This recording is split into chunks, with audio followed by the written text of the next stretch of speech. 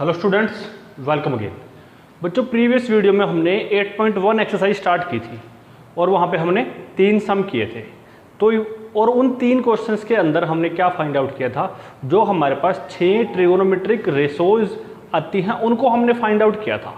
और वो 6 रेशोज कौन कौन सी हैं उनको एक बार हम रिकैप्चुलेट कर लेते हैं। Sine theta, cos theta, tan theta, cot theta, secant theta and cosecant theta. फिर ये हमारे पास क्या होती है, रेशोज होती है।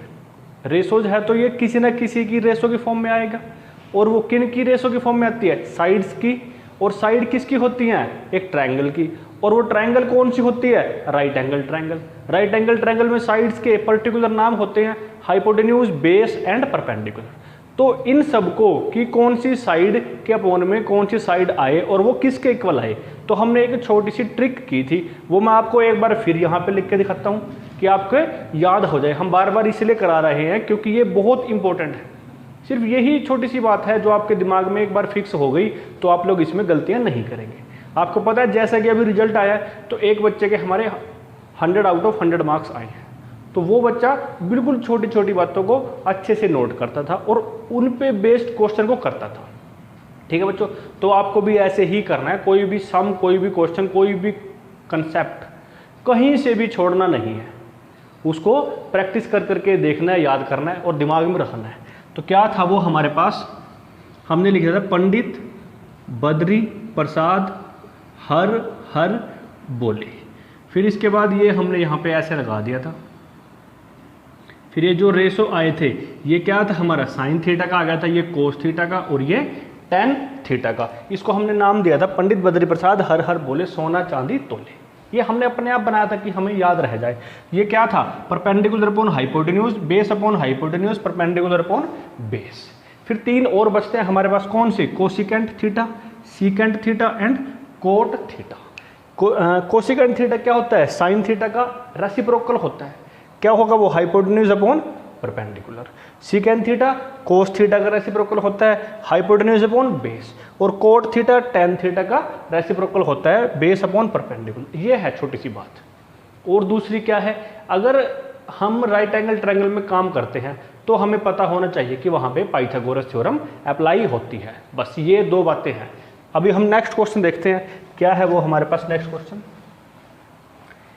इसने लिख के दिया है, given that 15 cot A is equal to 8, find sine A and secant A. Sine A क्या है, रेशो है ट्रिगोनोमेट्रिक। सीकेंट ए क्या है, ये भी रेशो है। ठीक है, इनके लिए हमें बेस, परपेंडिकुलर और हाइपोटेन्यूज चाहिए।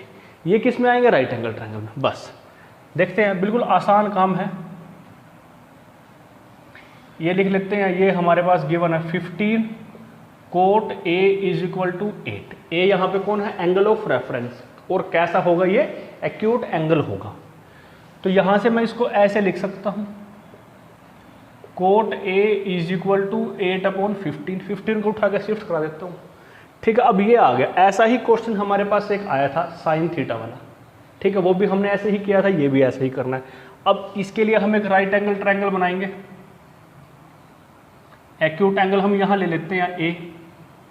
ठीक है, यहाँ पे हमारी मर्जी है, हम कुछ भी लिख सकते हैं। यहाँ हम क्या लिखते हैं, यहाँ बी लिख देते हैं, B is right angle and here point C या वर्टेक्स सी। ये आ गया हमारे पास। तो इसको हम कोट थीटा हमें पता है क्या होता है, टेन थीटा का रेसिप्रोकल होता है। और टेन थीटा क्या होता है, परपेंडिकुलर अपॉन बेस। तो रेसिप्रोकल क्या होगा, बेस अपॉन परपेंडिकुलर। तो मैं इसके साथ ही लिख देता हूँ यहाँ पे बेस अपॉन परपेंडिकुलर। ये आ गया। या मैं इसको क्या कर सकता हूँ, ब्रैकेट में डाल देता हूँ। अगर ऐसा आता है तो मेरे पास बेस क्या बन जाता है, 8K। और परपेंडिकुलर क्या बन जाता है,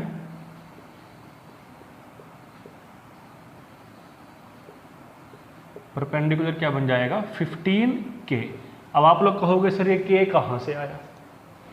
K जब हम रेशो को लेट करते हैं, जिस रेशो में कोई चीज़ हमारे को गिवन होती है, इसको मैं ऐसे बोल सकता हूँ कि ये मेरे पास क्या है, 8:15 है। अगर 8:15 है तो मैं इसकी साइड्स को अगर मैं लेट करता हूँ तो ये क्या है, यहाँ पे बेस और परपेंडिकुलर की रेशो है। तो ये किस रेशो में आएंगे, 8 के और 15 के आएंगे। के एक कांस्टेंट होता है जिससे हम उनको मल्टीप्लाई करके उसकी वैल्यू निकालते हैं, जैसे हमने बहुत सारे क्वेश्चन किए हैं 6, 7, 8, 9 में, वैसे ही है ये। ठीक है, बेस आ गया, परपेंडिकुलर आ गया, कौन रहता है, हाइपोटेन्यूज रहता है। निकाल देते हैं उसको भी, कहाँ से, पाइथागोरस थ्योरम से। नाउ बाय पाइथागोरस थ्योरम आपको कंप्लीट लिख लेना है। क्या होती है ये, hypotenuse square is equal to perpendicular square plus base square, यही है। इसने हमारे को कोई भी ट्रायंगल नहीं दी, ये हमने अपने आप बनाई है कि हम समझ पाएँ कि ए क्या है, बस। बी और सी कोई ज़रूरी नहीं है, हम लिखें ना लिखें कोई मैटर नहीं है। तो हाइपोटेन्यूज निकालते हैं। परपेंडिकुलर हमारे पास क्या है, 15K, बेस क्या है, 8K। इसका सम का, इसका स्क्वायर करेंगे तो 15 का तो हो जाएगा 225, K हो जाएगा K स्क्वायर, 8K का स्क्वायर हो जाएगा 64K स्क्वायर। एडअप करते हैं तो क्या बन के आता है हमारे पास, 289K स्क्वायर। ये क्या है हमारे पास, हाइपोटेन्यूज स्क्वायर आ गया। कंप्लीट लिख लेना है। फिर हमें क्या करना है, ये हमारे को दिख रहा है 289 किसका स्क्वायर है, 17 का स्क्वायर है, और ये K स्क्वायर ऑलरेडी है, लेकिन हमें तो हाइपोटेन्यूज निकालना है। यहाँ पे हम स्क्वायर से स्क्वायर कैंसिल आउट नहीं करेंगे, क्योंकि हमारे पास दो वैल्यू आती है, प्लस और माइनस। अगर मैं इसको सोल्व करता हूँ तो मेरे पास दो वैल्यू आएंगी, प्लस माइनस 17K।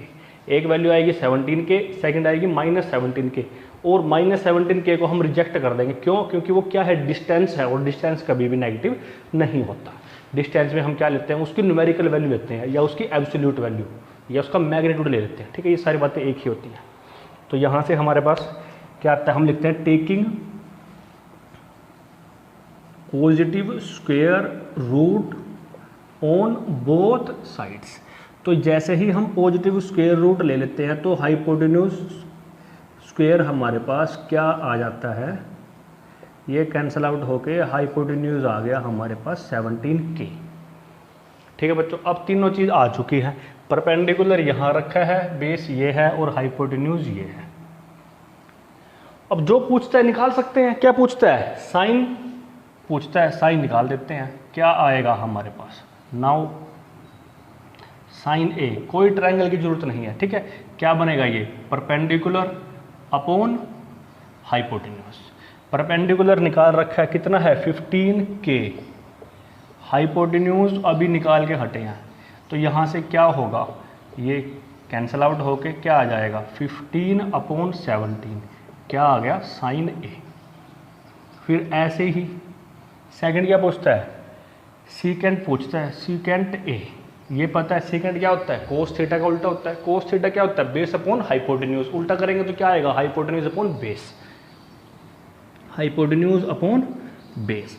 तो हमारे पास ये क्या आ जाता है, हाइपोटेन्यूज अभी निकाल दिया, और बेस क्या है, 8K। K से K कैंसिल आउट हो जाता है, तो हमारे पास सीकेंट ए बन के आता है 17/8। तो ये आंसर है बच्चों, बिल्कुल बच्चों वाली बात है। ठीक है, क्वेश्चन नंबर 5 ऐसे ही है। क्या है, क्या दे रखा है ये हमारे पास क्या है, सीकेंट थीटा है 13/12। यहाँ पे क्या है गिवन में, सीकेंट थीटा, सीकेंट थीटा 13/12। तो हम यहाँ से सीकेंट थीटा हमें पता है हाइपोटेन्यूज अपॉन बेस होता है, हाइपोटेन्यूज और बेस को लेट कर लेंगे हम 13K 12K। परपेंडिकुलर निकाल देंगे 5K आ जाएगा। तो तीनों आगे हमारे पास, बाकी 5 रेशो पूछता है ट्रिग्नोमेट्रिक वाली, निकाल सकते हो आप लोग, पता है आपको। ठीक है, अब नेक्स्ट क्वेश्चन आते हैं। क्वेश्चन इंपॉर्टेंट है, कई बार 1 या 2 नंबर का पूछ लेता है, 2 का पूछ लेता है। ठीक है, अच्छा क्वेश्चन है, देखें क्या है। Angle A and angle B क्या है, एक्यूट एंगल्स हैं। एक्यूट एंगल्स हैं, कोई दिक्कत, एक्यूट जानते हैं 90 डिग्री से कम होते हैं, सच दैट इस कंडीशन को वो सेटिस्फाई करते हैं। फिर क्या पूछता है हमारे को कि भाई एंगल ए और बी को इक्वल दिखाओ। ठीक, तो 2 एंगल हैं, किस में आएंगे, राइट एंगल ट्रायंगल में आएंगे। ले लेते हैं,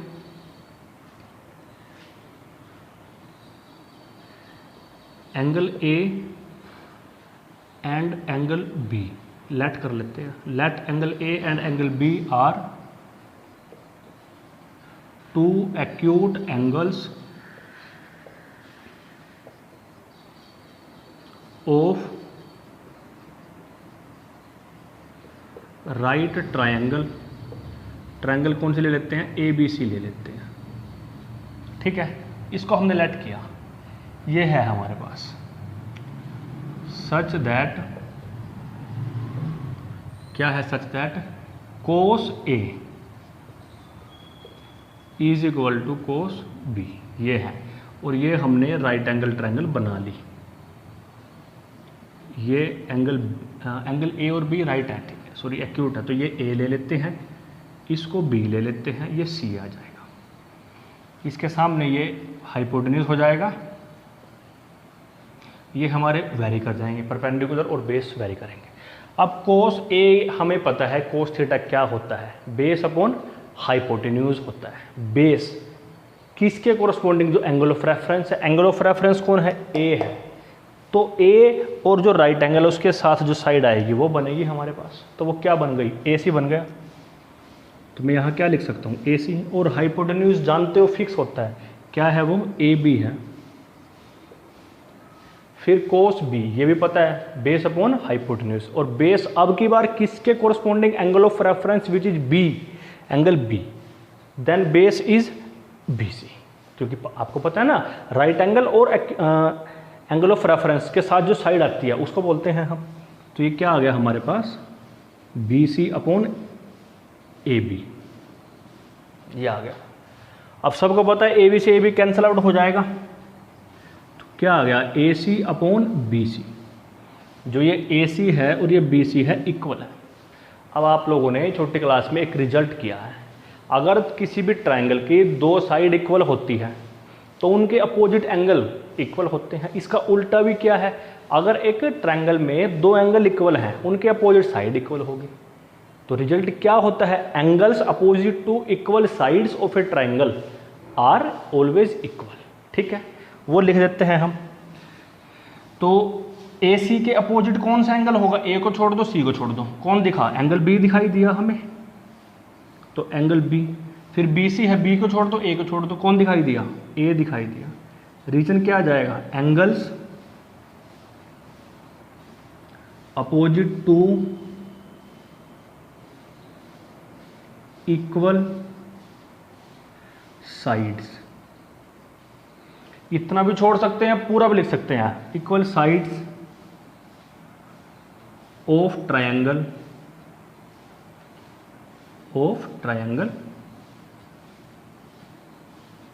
आर इक्वल।